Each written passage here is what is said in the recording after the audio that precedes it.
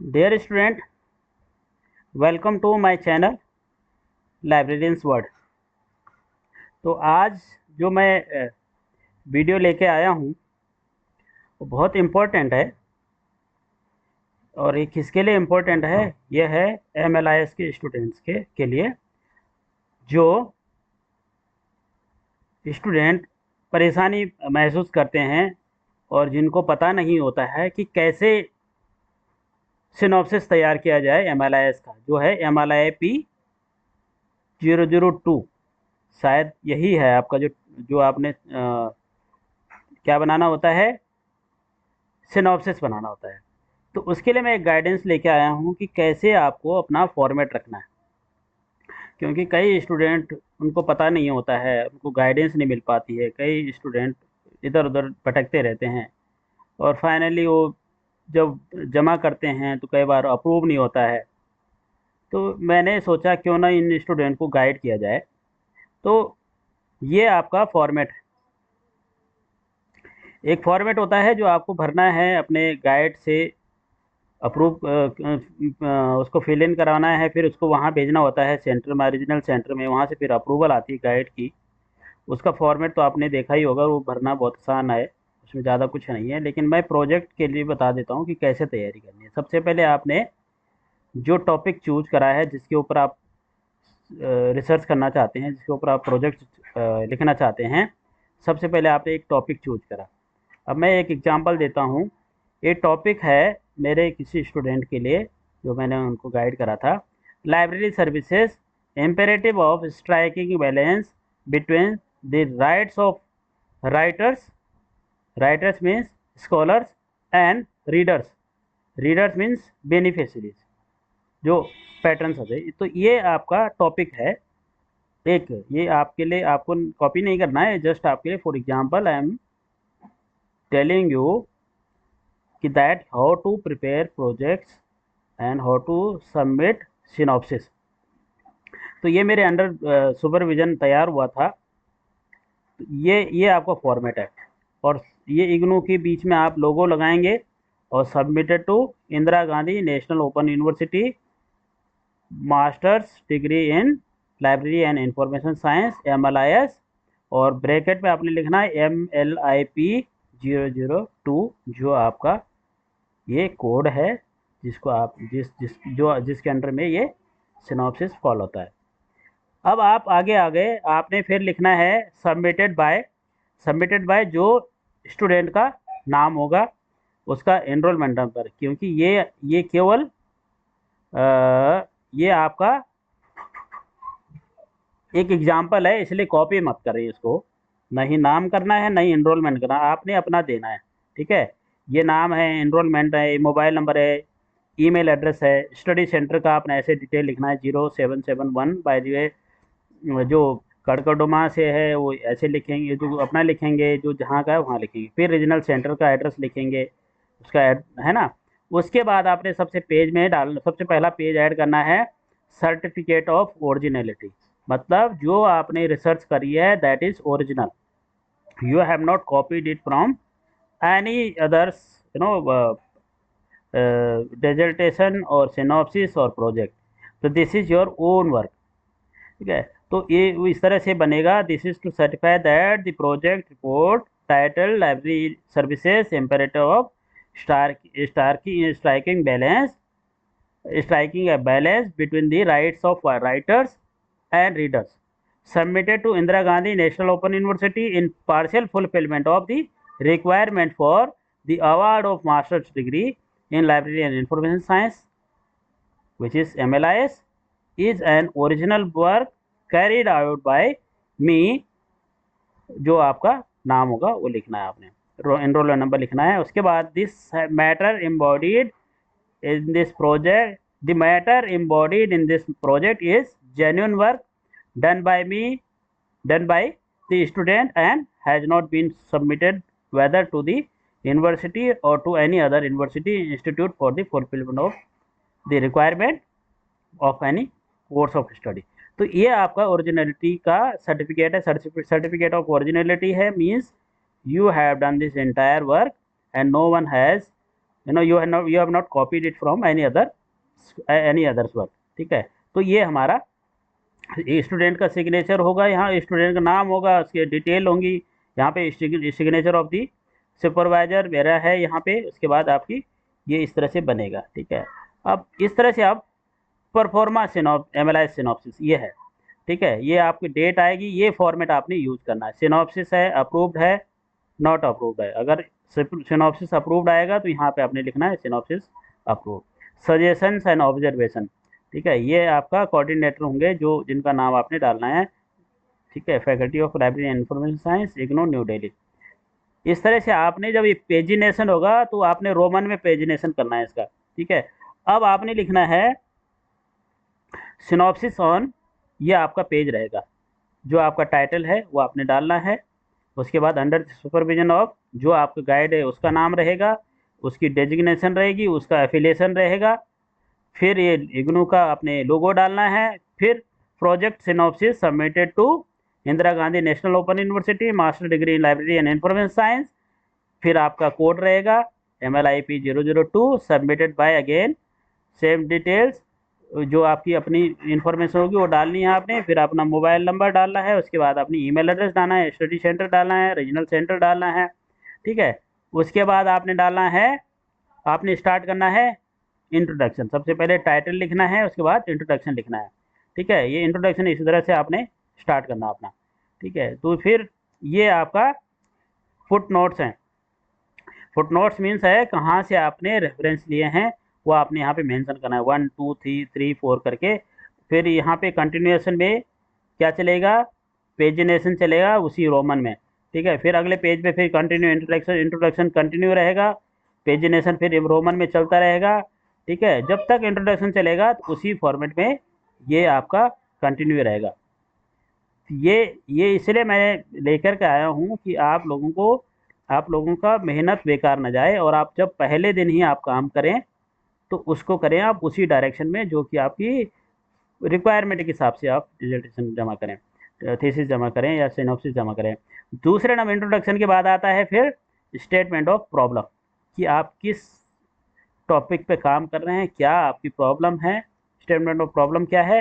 तो यहाँ आपने स्टार्ट करना है, the libraries of modern times have been witnessing a huge inflow of literacy material of all dimension in the form of research papers, articles, case studies, case analysis, book reviews, consultation papers, etcetera etcetera. तो ये आपका statement of problem आ गया। ठीक है, ऐसे ही आपका page continue रहेंगे Roman में।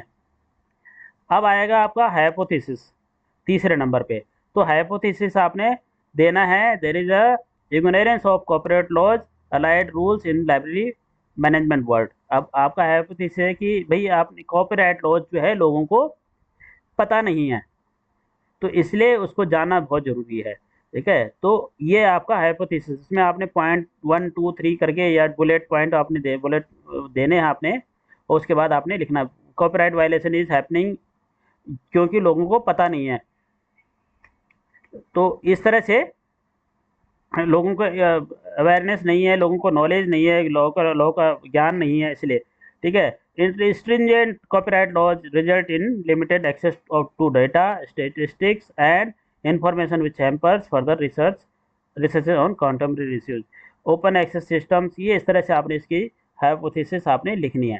ठीक है, आपको पता है कॉपीराइट एक्ट 1957 आता है, जिसके अंडर में आपको ये सब पढ़ना पड़ेगा। मैंने एक वीडियो भी आप अपने उसमें डाली है, आप चेक करेंगे तो आपको पता लग जाएगा। मैंने छोटी सी वीडियो डाली है जिससे कि लाइब्रेरी साइंस के स्टूडेंट को स्पेशली कॉपीराइट लॉज का पता होना चाहिए कि क्या कॉपीराइट, अगर हम किसी कॉपीराइट एक्ट को वायलेट करते हैं तो हमारे लिए ऊपर क्या क्या उसके लीगल इम्प्लीकेशंस हैं। तो इस तरह से चौथा नंबर आता है ऑब्जेक्टिव और पर्पज ऑफ रिसर्च और रिसर्च क्वेश्चन। तो ये आपने यहाँ पे लिखने हैं ABCD करके, अपने अपने पॉइंट्स करके आप लिख सकते हैं। Is plagiarism and copyright infringement one of the same thing. क्या प्लेगरिज्म मतलब किसी का चीज़ को कॉपी करना, जो सिमिलरिटी है वो, और कॉपीराइट इन्फ्रिंजमेंट क्या एक ही चीज़ है। इसका आंसर आपने लिखना है, does the law generally and specially in India prescribe actionable duties on library professionals. Library professionals के इसके क्या क्या रूम, क्या क्या वो हैं, एक्शंस क्या हो सकते हैं। How can the copyrighted material be used by someone who want to use it for further research. तो कैसे इसको यूज करना चाहिए, जो आपको, क्योंकि रिसर्च का मतलब है कि ऑलरेडी जो रिसर्च है उसके आगे बढ़ के आपने करना है, तो obviously you have to give some references. ठीक है। Can charge of plagiarism copyright be avoided by citing works. अब इसका ऑल्टरनेटिव क्या है कि क्या हम सिमिलरिटी और कॉपीराइट को से बचने के लिए हम क्या किसी के काम को साइट कर सकते हैं, हम उसका साइटेशन दे सकते हैं क्या उसको, order in terms of their creation and the works which are present only in their hard copy versions and not in the soft copy versions. Should the literary material be made freely available without any checks for educational purposes to research scholar through the agency of libraries? तो ये भी एक question है। तो these are various many questions which you would like to be addressed। ठीक है। तो ये सारे बहुत सारे क्वेश्चन है, तो ये डिटेल में मैं नहीं जाऊंगा, बस मैं आपको मेन मेन पॉइंट्स बता रहा हूँ। स्कोप ऑफ रिसर्च क्या है आपका, क्या है आपका रिसर्च का scope. The research cell try to explore the copyright act 1955, जो पहले था 1957 में है। ठीक है। In order to know about the nuisance of the legislation as concern the library uses, information shall also be collected about the other rules and regulation in place in that regard. तो इस तरह से आपने scope of research लिखना है कि आपका research का क्या स्कोप है, क्या आप करना चाहते हैं, क्या आपका है ना, कैसे कैसे आपको रिसर्च आगे बढ़ाना है। लिमिटेशन क्या है आपकी, the data and information till January 2020 shall form the basis for the findings, inference, conclusion and suggestion in the dissertation. The research shall be finalized on the basis of laws and regulation as applicable in India. इसकी limitation क्या है, हम केवल India के ही rules and regulation को लेकर के चलेंगे और उसी में हम समाप्त कर देंगे। तो the study shall be confined to the library station within the territories of Indian subcontinent. ठीक है। तो हमारा जो हम कन्फाइंड करेंगे अपनी स्टडीज़ को, ये भारतीय उपमहाद्वीप को ही करेंगे। अब इसकी मैथडोलॉजीज क्या होगी, रिसर्च मैथडोलॉजी है सेवंथ आइटम।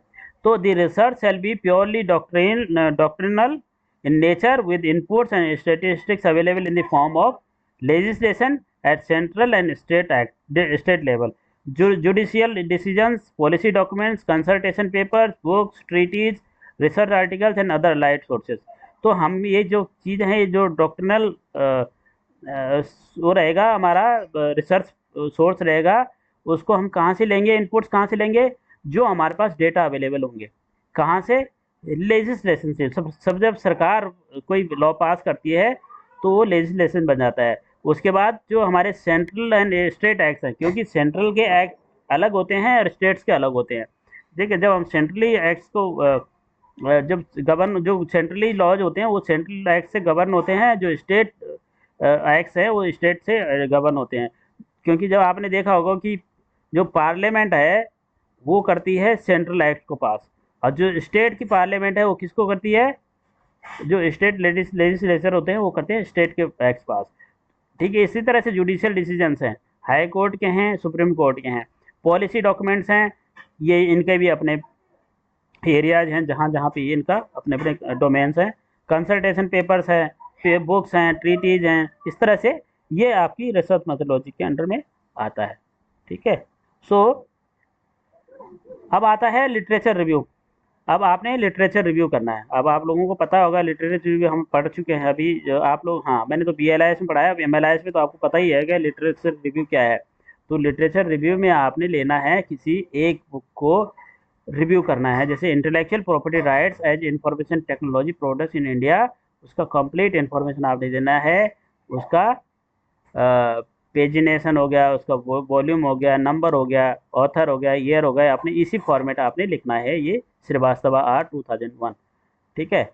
अब इसके बारे में आपने लिखना है, दी article has thoroughly analysed legal aspects of intellectual rights and information technology products. It has